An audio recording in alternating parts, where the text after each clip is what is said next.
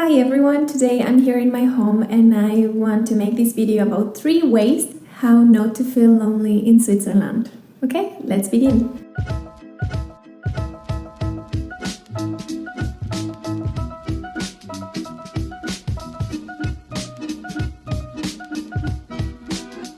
Hi and welcome to my little Swiss tiny home. Today I wanted to talk to you about something very important that you have to keep in mind when moving countries. The transition is never easy and this is something that is just completely normal. And obviously you have to think of this as a very tough learning process because you are in a new place and you are trying to find your way into how the system works. Probably if you're a mom like me, I was trying to look for a school for my children, and not really a school but childcare, so that will take time, and I wasn't really socializing with anyone because I was on my own on my computer trying to research how everything here in Switzerland was working. So the 3 ways that I think are very useful for when you change countries, and probably these things apply only to countries like Switzerland because every country is different. I personally think that these 3 different ways to not feel lonely are gonna help you if you ever come to this country. And maybe they can also help you in any other situation. And if you are feeling lonely in general, get to know your neighbors. This is very important because even though you may be underestimating the time that you will remain in one home, even if it's a new home, you have to start meeting and getting to know your neighbors because this is the people that you're going to be seeing on a daily basis or at least on a regular basis. And so I started getting to know my neighbors mainly in the playgrounds. Taking my children to the playgrounds was a very useful thing for me and very distracting activity to do because you will see other parents and maybe get to know other parents in similar situation as yours. In my case, I thought I was going to find a job straight away. As soon as I will step foot in Switzerland, I will handle my application and I will get a job, but it's not the case.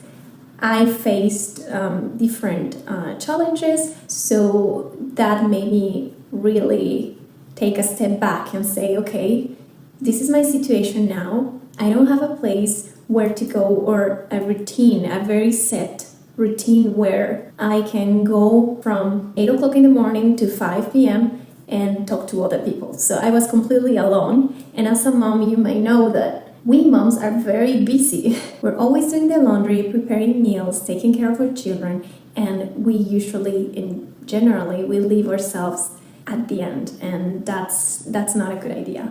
And I'm gonna tell you why. If you take the analogy of an airplane, and every time they tell you you have to put on the mask first and then put it to your children, that's the same analogy you have to use here. You have to be okay first yourself, and then you can give that support to your children. And I wasn't doing that. I wasn't very good at taking care of myself in the last months. But at the same time, I think there was no other option for us. We are alone here. We don't have the grandparents or a family member to help us with our children. So it was that or nothing else. So I had to do what I had to do, even though my mental state, my emotional state, and my body took a toll on that.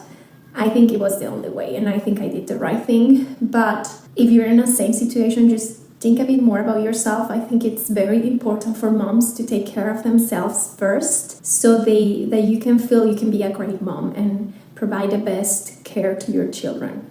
Now, number two is get involved into community activities. Here in Switzerland, at least in the canton where we are living, it's a very community-oriented canton, and you get invitations on the mail to do like a neighborhood tour or a city walk tour guided by volunteers or people in the community that will be very willing to show you the surroundings and give you the information that you need about the new place that you live in. And to be honest, I was very amazed about how you feel very supported by the community. Even though I didn't take many of those opportunities to get involved in it, I was feeling that I was being looked after in a way because I was receiving all of these invitations over the mail, and that was a very uplifting acknowledgement that I was a new member of this community and someone cared that I was here. So I feel that Switzerland in that regard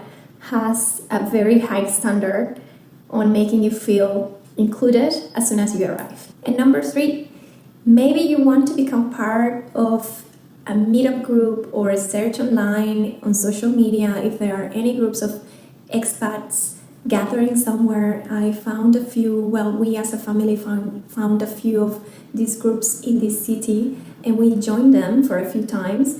We have small children and the meetings were a bit late during the week, but we still get to go there as soon as we arrive here, and then we stopped going for a few months, but at least when we went back after we sort of got a bit more stable, we went back and we felt like we already had met the people. It just makes you feel that you have already a community, and it's a community of people that are in the same exact situation, or at least they know what it feels like to be in your situation. So meetup groups or any other group that you can find online will also help you support yourself and in not to feel alone or lonely. And as an extra tip, number 4, in my case, I find it very important, and that is learn the language. I came to a canton that speaks German, and German, to be honest, was never on my list of things to do or in my bucket list at all. It's a language that I used to perceive as a very hard and harsh language. I had another concept of what German language was,